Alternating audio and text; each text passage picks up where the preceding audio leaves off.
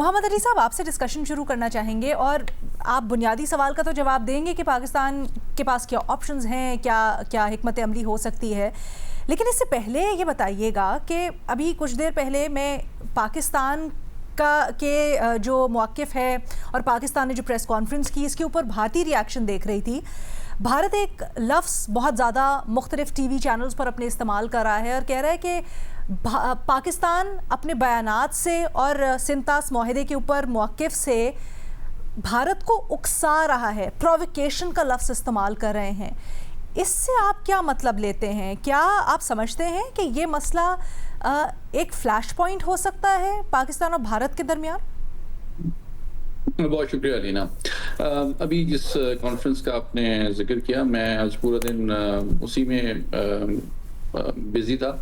اور تمام جو بین الاقوامی ماہرین اور ذرا انکلوڈنگ ڈپٹی پرائم منسٹر صاحب بھی جو تھے، ان سے میری ملاقات بھی ہوئی اور تفصیل سے ان کا موقف سننے کا موقع ملا. دیکھیے، آپ کے سوال کے جواب میں 3 باتیں رکھتا ہوں. پہلی بات یہ ہے کہ ڈیفینیٹلی میں سمجھتا ہوں پاکستان کی حکومت اور ریاستی اداروں میں جو پاکستان کی نیشنل سیکیورٹی کے حوالے سے پانی کی جو اہمیت ہے اس کا ادراک اور احساس بہت بڑھ چکا ہے. اور آج جو الفاظ کا چناؤ ہمارے تقریباً کم و بیش 4 وزراء نے آج خطاب کیا، وزیر اطلاعات نے بھی کیا، وزیر ماحولیات نے بھی کیا، وزیر خارجہ نے بھی کیا، اور پیپلز پارٹی کے چیئرمین بلاول بھٹو صاحب بھی تھے، سابق وزیر خارجہ ہنا ربانی کھر بھی تھیں. تو ان سب نے ایک تو اس میں مثبت پہلو یہ تھا کہ ایک براڈ بیسڈ ایونٹ تھا اور اس میں مختلف سیاسی جماعتوں کے لوگ بھی تھے، ماہرین بھی تھے، چین، امریکہ، روس کے ماہرین بھی تھے اس میں. تو ان سب نے اس بات کو ایک نہ صرف جنوبی ایشیا بلکہ عالمی امن و سلامتی کے لیے ایک بڑا خطرہ قرار دیا ہے. اور میں سمجھتا ہوں ایون امریکہ، چین اور روس میں بھی اس تنازع کے حوالے سے کافی سنجیدگی سے اس کو دیکھا جا رہا ہے اور تشویش پائی جاتی ہے. دوسری بات یہ ہے کہ آج جو موقف حکومت کے مختلف وزراء نے رکھا ہے اس کانفرنس میں، اس سے یہ ظاہر ہوتا ہے کہ حکومت کو اس کا احساس ہے کہ نہ صرف یہ کہ یہ تصویراتی جو سلامتی ہے اس خطے کا استحکام ہے، اس کے لیے بہت زیادہ حساس معاملہ ہے، بلکہ پوری پاکستانی قوم جو ہے ان کی کوالٹی آف لائف، ان کا معیار زندگی جو ہے، چاہے وہ فوڈ سیکیورٹی ہو، واٹر سیکیورٹی ہو، ایگریکلچرل سیکیورٹی ہو، ہیلتھ سیکیورٹی ہو، ہماری ٹیکسٹائل انڈسٹری ہو، ایکسپورٹس ہو، اکانومی ہو، وہ اس سے جڑی ہوئی ہے. اور براہ راست یہ ان کے مستقبل پہ اور ان کی خوشحالی اور صحت اور زندگی کے اوپر ایک ڈیلیبریٹ اور ڈائریکٹ آبی جارحیت کے مترادف ہے. لیکن میں اس میں جو سب سے انٹرسٹنگ بات سامنے آئی وہ چین کے جو ماہر ہیں، جو ان کے ایک لیڈنگ اسٹریٹجک تھنکر ہیں، پروفیسر وکٹر گاؤ. تو ان سے میں نے سوال بھی کیا اس حوالے سے کہ چین اس معاملے میں ایک عالمی طاقت اور بھارت کے ایک ہمسائے کی حیثیت سے کیا رول پلے کر سکتا ہے اور یہ پاکستان کو کیا توقع ہونی چاہیے. تو میں سمجھتا ہوں کہ اس کانفرنس کے دوران سب سے اہم بات ان کا یہ جواب تھا جو کہ میرے سوال کے جواب میں انہوں نے دیا. انہوں نے بڑی اہم بات کی جو کہ شاید کسی پاکستانی اسکالر یا منسٹر نے بھی نہیں کی. انہوں نے یہ یاد دہانی کرائی پاکستانیوں کو کہ جناب، پاکستان لوئر رائپیرین تو ہے لیکن بھارت اپر رائپیرین نہیں ہے. انہوں نے یہ پیغام اور ایک سگنل دیا ہے بھارت کو کہ بھارت مڈل رائپیرین ہے. دریائے سندھ کا آغاز ہوتا ہے وہ چین سے ہوتا ہے. تو اگر چین اور پاکستان مل کر ایک حکمت عملی بنائیں اس خطے میں پانی کی فیئر ان انٹرپٹڈ سپلائی کو انشور کرنے کے لیے، کیونکہ چین کے 2 بڑے دریا جو ہیں وہ بھارت میں آتے ہیں اور جس پہ بھارت کی بھی آبی سلامتی اور قومی سلامتی کا دار و مدار ہے، جس میں برہم پترا بھی شامل ہے. تو اگر پاکستان اور چین کو چاہیے کہ وہ مل کر ایک ایسی حکمت عملی بنائیں کہ بھارت کے لیے یہ پاسبل ہی نہ ہو کہ وہ یک طرفہ طور پہ پاکستان میں آنے والے پانی کو بند کر سکے، اور اس کے سدباب کے طور پہ پاکستان کی حمایت میں چین جو ہے وہ جو آبی وسائل چین سے بھارت کو وصول ہوتے ہیں اس پہ بھی وہ اثر انداز ہو سکتا ہے۔ یہ بڑی ببانگ دہل اور واضح بات انہوں نے چینی سفیر بھی سامنے موجود تھے ان کے سامنے کی ہے اور اس کو دہرایا ہے۔ تو میں سمجھتا ہوں عالمی سطح پہ یہ ایک بڑی امپورٹنٹ بات ہے۔ لیگل آپشنز پہ بھی بات ہو رہی ہے، انٹرنیشنل فورمز پہ اٹھانے کی بات ہو رہی ہے، لیکن چین کی جانب سے ایک واضح پیغام کہ وہ پاکستان کی قومی سلامتی، پاکستان کے آبی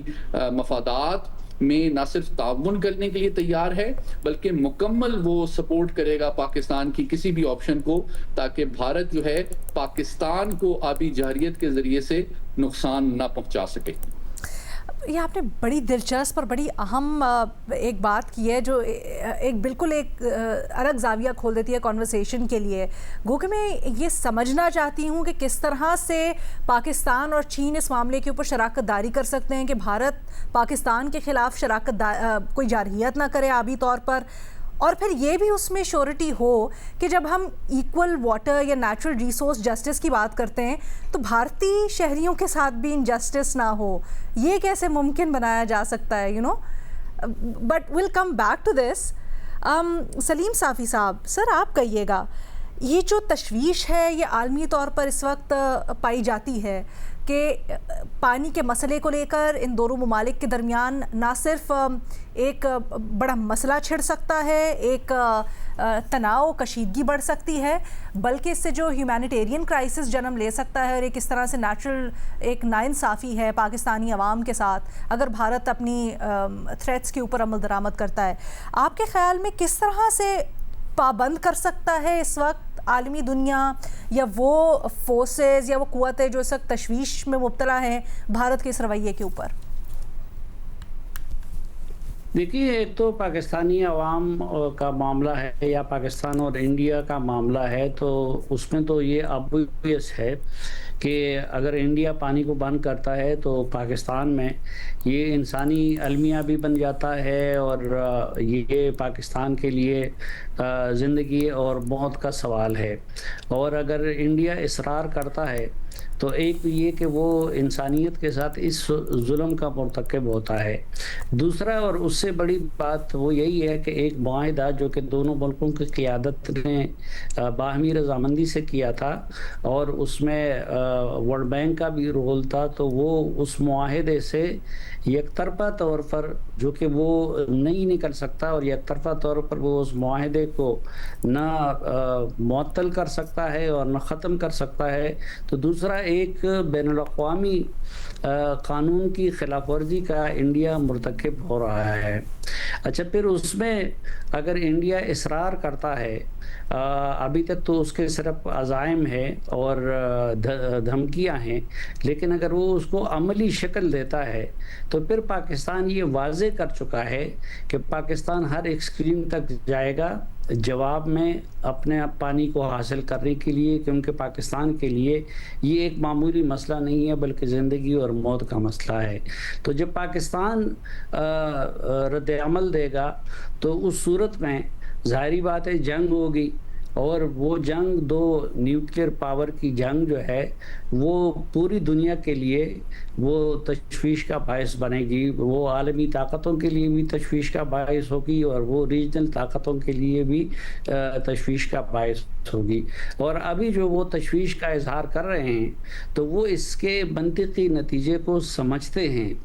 اور اسی لیے وہ تشویش کا اظہار کر رہے ہیں اور ان کی یہ خواہش ہے۔ اب انڈیا نے اس وقت ایک ضد پکڑی ہوئی ہے، وہ عالمی عدالت کے فیصلے کو بھی نہیں مانتا اور وہ دو طرفا معاہدے کو بھی نہیں مانتا اور وہ اس کے ذریعے پاکستان کو بلیک میل کرنا چاہتا ہے۔ پاکستان نے تو سردست صرف ایک قدم اٹھایا ہے کہ اپنے ایئر اسپیس کو انڈیا کے لیے بند کیا ہے، جس کا اس کو اچھا خاصا نقصان ہو رہا ہے، لیکن ظاہر ہے کہ وہ اس سے بھی اگر انڈیا باز نہیں آتا تو پھر پاکستان کو انتہائی قدم اٹھانا پڑے گا، اور انتہائی قدم کا نتیجہ